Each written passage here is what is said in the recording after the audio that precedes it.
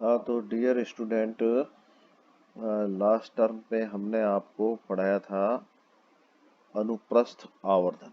आवर्धन के बारे में बता रहे थे हम। तो मैं एक बार फिर ब्रीफली आपको रिपीट कर दूं।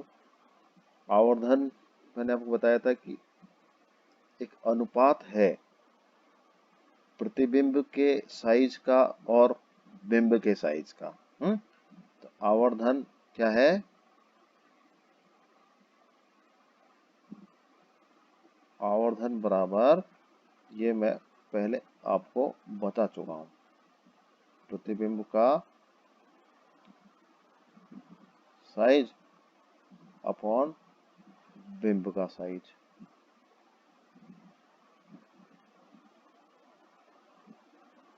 प्रतिबिंब मतलब इमेज और बिंब मतलब ऑब्जेक्ट। तो ये मैंने आपको बताया था, एक जनरल डेफिनेशन थी। और ये मैंने बताया 3 प्रकार का होता है। एक अनुप्रस्थ, 3 प्रकार का बताया था ना। एक तो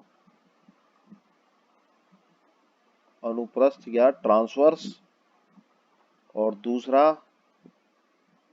अनुदैर्ध्य या लॉन्गिट्यूडनल,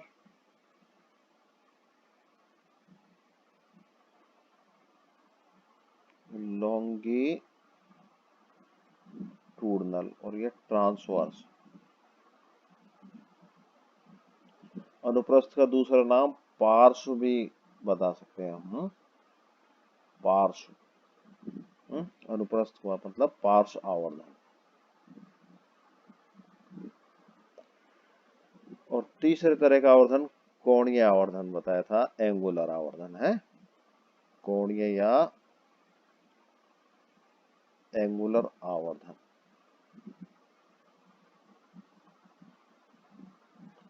तो हम अनुप्रस्थ आवर्धन को आपको डिटेल में बता चुके थे। ट्रांसवर्स आवर्धन, ट्रांसवर्स आवर्धन में हम थोड़ा सा मैं बताता हूँ। देखिए, जैसे ये एक गोलीय सतह थी, ये ये मान लीजिए गोलीय सतह है, और इस गोलीय सतह पर ये कोई ऑब्जेक्ट है।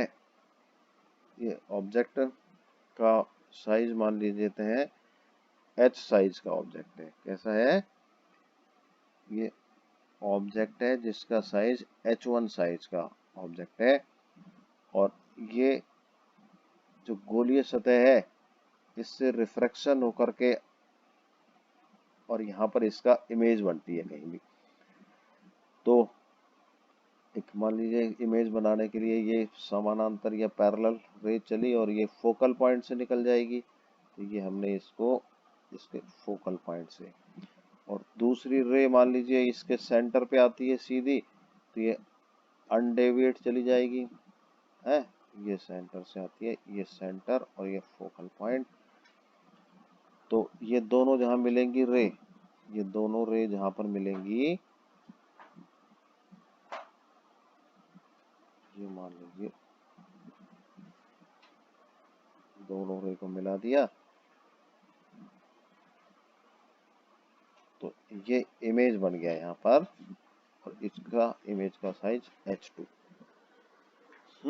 तो ये एक सिंपल इमेज बनाई। तो H2 अपॉन H1 क्या था? मैंने बताया था लेटरल या ट्रांसवर्स मैग्निफिकेशन M बराबर H2 upon H1। Last term पे ये पढ़ा दिया था। तो ये क्या है? अनुप्रस्थ आवर्धन। ये क्या है? अनुप्रस्थ आवर्धन।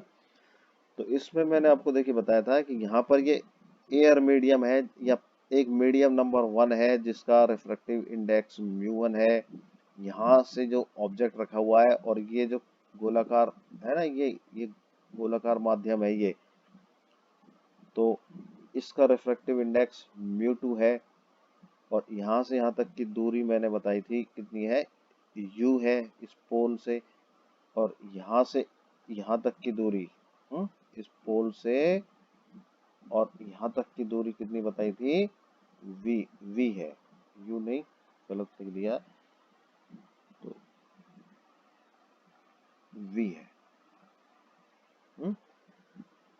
और ये सेंटर तक की दूरी, यहां से इस सेंटर तक की दूरी r बताई थी। तो हमने बताया था इस m का मान क्या निकल के आया था, m बराबर जो फॉर्मूला निकल के आया था v upon u, v upon u और μ1 अपॉन μ2। ये रेखिक आवर्धन में अनुप्रस्थ आवर्धन का फॉर्मूला हमने स्थापित कर दिया था और डिटेल बता दी थी। तो u v m और μ1 μ2 आपको सब समझ आ गया क्या चीज है। अब मैं बताता हूं दूसरे तरह का आवर्धन, अनुदैर्ध्य आवर्धन। अनुदैर्ध्य आवर्धन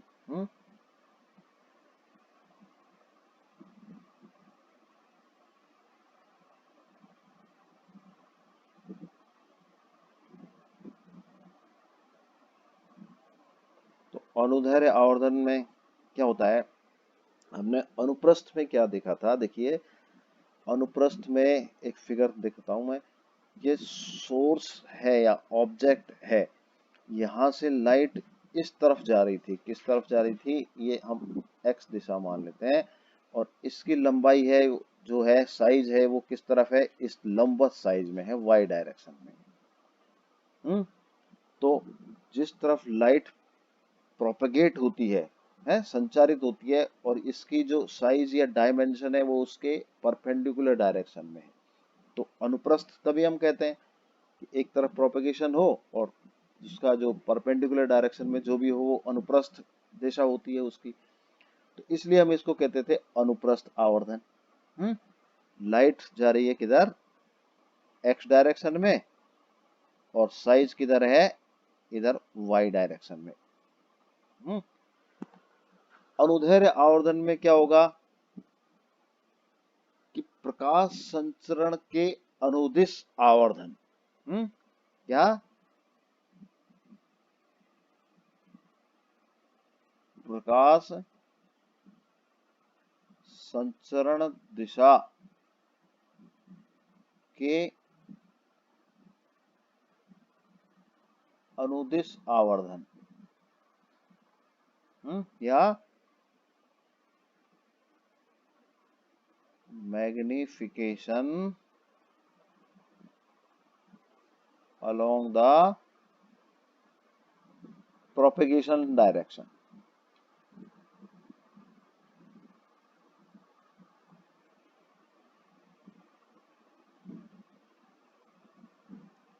ठीक है, तो इसका मतलब यह है कि संचरण की दिशा x है, तो हमको क्या करना पड़ेगा, उस ऑब्जेक्ट या इमेज की डायमेंशन भी x दिशा में ही लेनी पड़ेगी, है।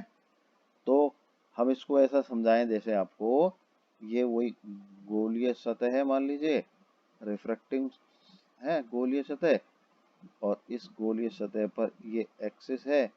अब हमारे पास जो ऑब्जेक्ट रखा हुआ है, संचरण प्रकाश इस दिशा में जा रहा है, प्रकाश किस दिशा में जा रहा है, इस दिशा में जा रहा है। अब ये प्रकाश संचरण है, ये मान लीजिए ऑब्जेक्ट रखा है, और हम ये मानते हैं कि इस ऑब्जेक्ट का साइज या प्रकाश संचरण की जो इस दिशा में है, ये दूरी कितनी है, ये du दूरी का है। या हम कहें पोल से इसकी डायमेंशन u और u प्लस du के बीच है। ये सिरा du डिस्टेंस है और इस वाले सिरे की du प्लस d डिस्टेंस है। तो ये डिस्टेंस यहां से यहां तक की कितनी आई, du।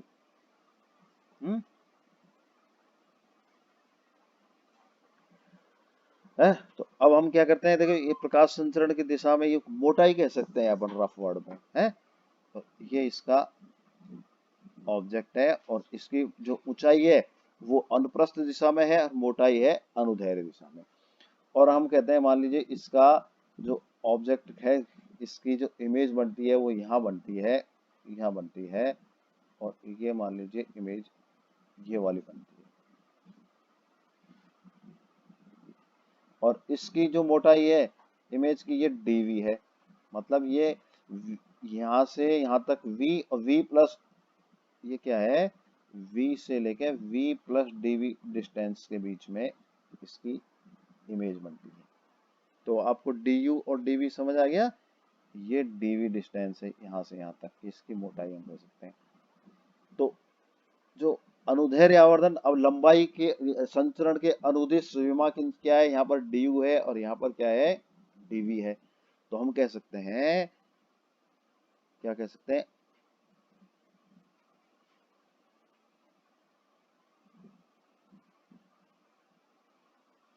अनुदैर्ध्य आवर्धन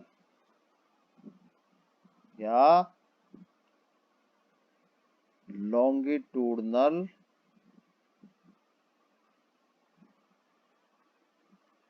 मैग्निफिकेशन,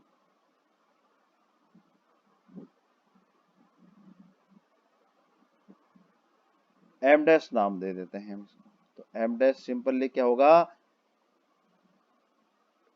dv अपॉन du। तो ये एम डैश का मान क्या हुआ, dv अपॉन du, ये मैग्निफिकेशन हो गया, लॉन्गिट्यूडनल मैग्निफिकेशन है। तो इसकी वैल्यू हम मैथमेटिकल वैल्यू निकालते हैं कि कितना होता है। ऐसे सूत्र स्थापित, बहुत छोटा सा सूत्र है जिसमें आपको बताता हूँ कि हमने लेंस फार्मूला, या वो फार्मूला है ना, रिफ्रैक्शन गोलीय सतह पर, क्या गोलीय सतह या स्फेरिकल सरफेस पर रिफ्रैक्शन, स्फेरिकल सरफेस पर रिफ्रैक्शन, गोलीय सतह पर अपवर्तन, गोलीय सतह पर अपवर्तन। तो उसका जो फार्मूला बताया था आपको मैंने, क्या होता है, μ2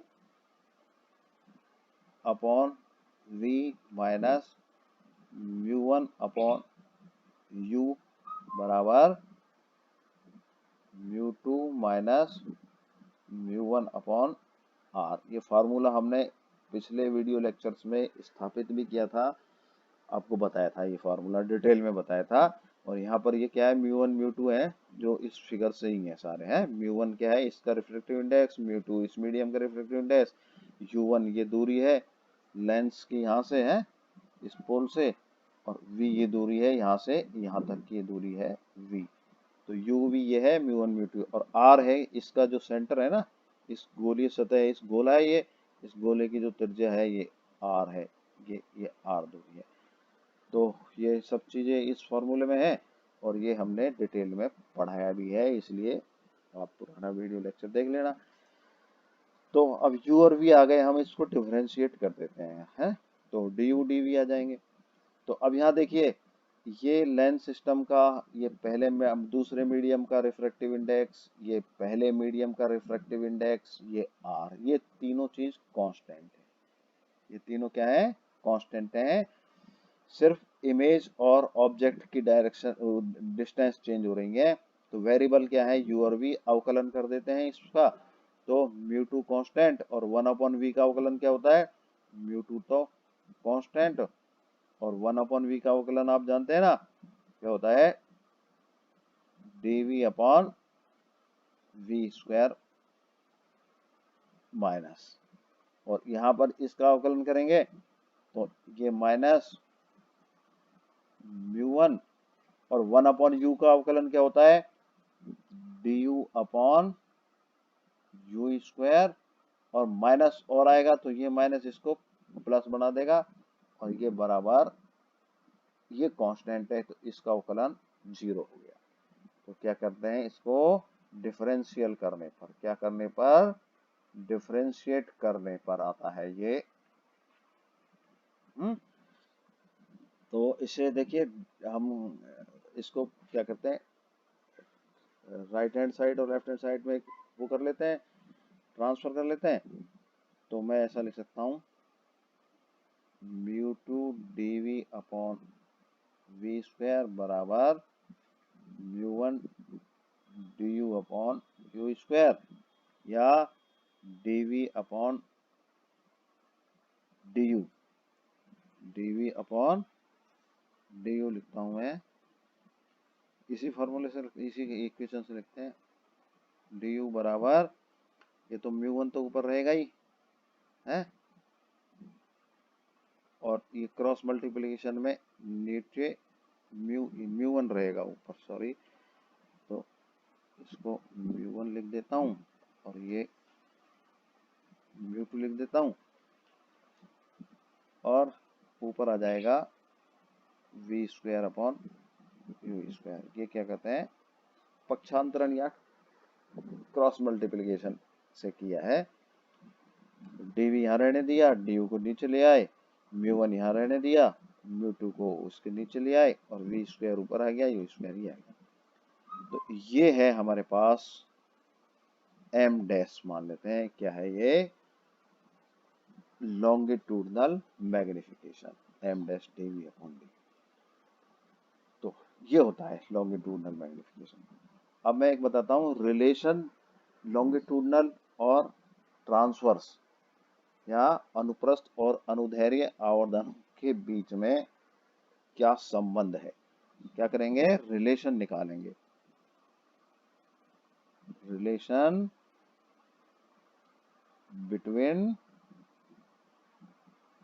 एम एंड एम डैश, इसे क्या कहेंगे,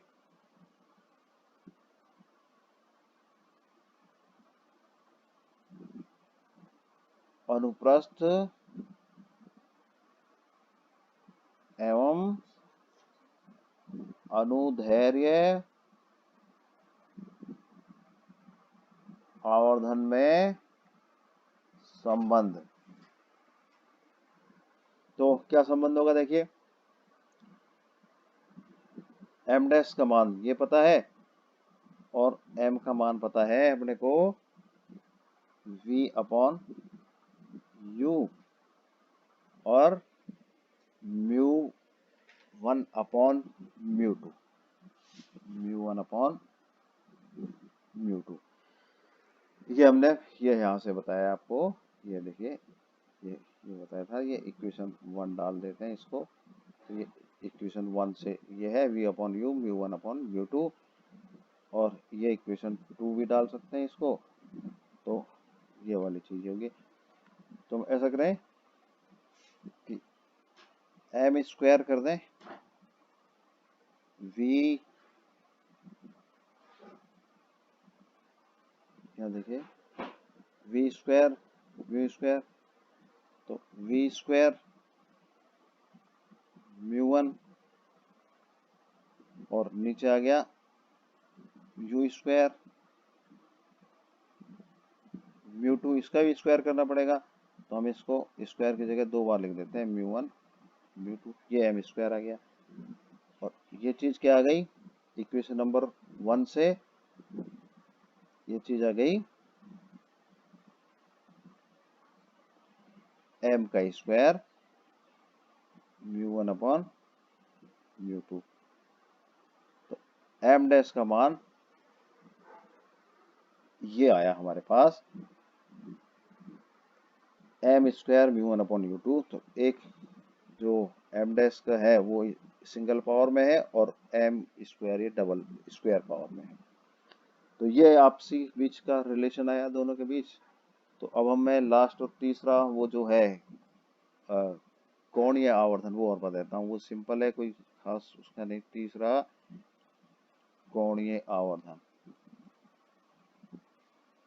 एंगुलर मैग्निफिकेशन, क्या, एंगुलर।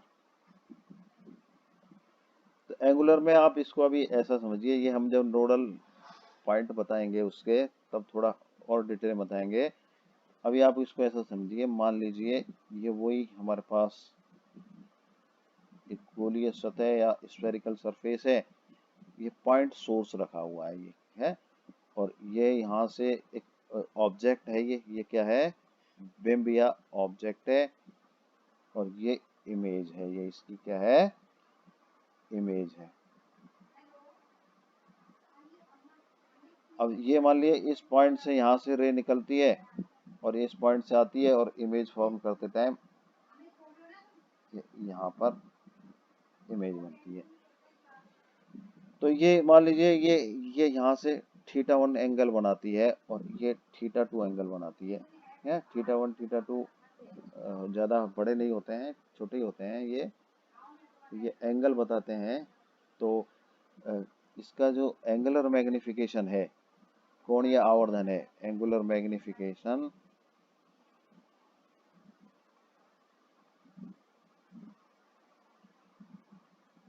बराबर टेंजेंट θ2 अपॉन टेंजेंट θ1। तो अभी आप इतना ही ध्यान रखिए। तो ये मैंने 3 प्रकार के आवर्धन आपको बता दिए हैं। तो नेक्स्ट टर्म पे फिर हम इससे आगे बढ़ेंगे। Thank you.